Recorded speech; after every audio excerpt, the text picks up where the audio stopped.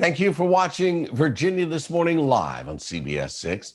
With families spending more and more time with each other, our great friend of the show and life coach Deborah Porter explains the importance of creating a family calendar. Activities are ramping back up, and that means we've got to coordinate a bit more closely between members of our family. Deborah Porter, life coach for moms and founder of Moms Mentoring Circle, is here to give us tips for managing our family calendar this fall. Hi, Deborah. Hi, how are you today? I'm doing well. Excited to be back with you because you always have the best tips. And I love a calendar system. So I am so excited to hear what works best for you and for many other families. Because of course, I don't know how people do it without a calendar. And there's so many out there and everyone's got to find the perfect one and the perfect rhythm. So what is your first tip for managing a calendar between many members of one family? The first thing I would say is you must have some type of a system. If you have more than two people, schedules you have to remember, who has to be on a Zoom call at what time kids have to log in, what time your meetings are. You cannot keep all of that in your head. I am a list maker, always have been, but there are a couple that I really, really love. And the first one I'll talk about, I think I've talked about before, is the Cozy app, COZI.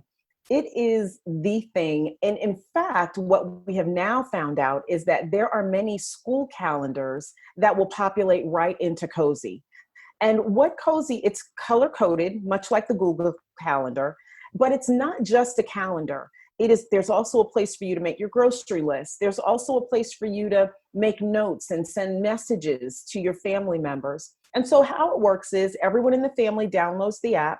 You give them the password, they pick their color, and literally at a glance, you know where everyone is, what's expected for everyone, every appointment.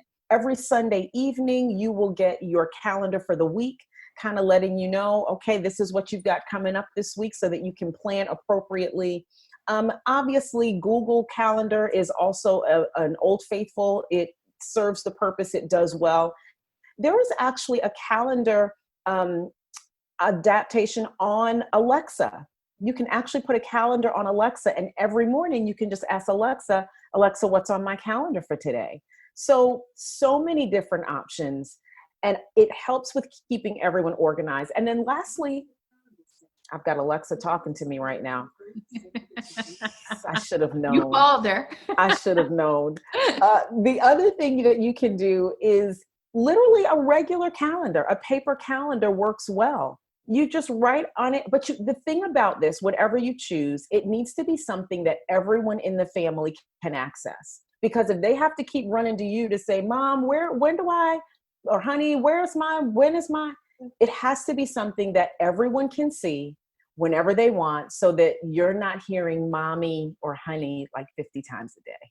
Well, and that's true, because everyone should, start to get accustomed to what they need to do, especially when it comes to the routine stuff. So as you were talking, I was thinking, at what age do you think it's appropriate to start having them look at a calendar or familiarizing them with it, especially for the written versions, things that they can see visually?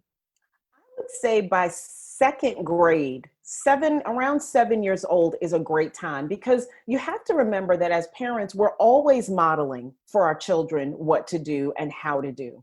And so the idea of having this calendar, it's helping them to develop a system for themselves on how to stay organized. And especially now with this virtual learning or even the hybrid, there is a lot to keep up with. And for our kids to develop the habit now will serve them well as they move forward. If they're trying to kind of just remember it all and fly by the seat of their pants, it will work for a minute. It may work through elementary school, but they're going to get to a point where they're going to hit a brick wall with that. So the quicker you can get them used to developing systems, and your exact system may not work for them, but it will put them in the mindset of, well, Mom, I don't like doing that, but I like doing it this way. So you want them thinking, and you have to get their buy-in. I have one mom that I work with that uses an actual whiteboard, and she literally every week, every Sunday evening, just writes out the schedule for everyone for the week. It's in her kitchen. So at a glance, everyone knows exactly where everyone is. And for some children, something like that, a visual is going to be better, because for visual learners, the app just makes it, one other step that they have to do to get to it. So if you've got visual learners in your house, just go old school, a nice big whiteboard with the days of the week on it, or, up at the top, the family names down the side, and plug it in that way. But some system is going to help your family, and it's also going to help your child to begin to develop their own systems. Yeah, that's a great point. And I was going to ask, I know you mentioned Cozy, which I'm not familiar with. I'm a Google Calendar girl. I'm faithful to Google Calendar, but I am going to try it. When you have an app like that, and you have folks that are running through a kitchen or, a mud room, wherever they might find their information, do you find it helpful, or would you suggest that maybe you print out the calendar from time to time, just so that you have the visual, but you also have it on the go? I think that's a great idea, because I think based on how old your child is, I don't know a teenager that goes anywhere without this phone. So I think as your children get older, this is what is that they're going to have it with you. So there can't be kind of oh, I forgot to do my chores today. Well, no, you didn't, because it's right here. But I'm a visual learner. So for me, I really needed it written out. And so when you get that reminder in your email box on Sunday evening of what's coming up for the week, print that out, put that on the refrigerator or on a cabinet, or as you mentioned, in a mud room. And so you've now got the best of both worlds. So people have it visually, they also have it on their phones. In Cozy, if the kids notice that they're low on their snacks, they literally can go to the grocery store list and add it for you. So there's not this, you get to the store and you forgot the list at home. Like, all of that is built into this app. It's amazing. Well, that's so key, because it gives them skills, organizational skills that they're going to need in the future. I don't know any workplace that works without a calendar. So it's an inevitable part of growing up. And it's great to be able to start it with the color coding, with the aspects of giving them a little bit of say in what might be on the grocery list or what we might do this week. Such critical tips, as always, that you share in such a wonderful way. Thank you for being with us today. Thank you. You have a great day. You too.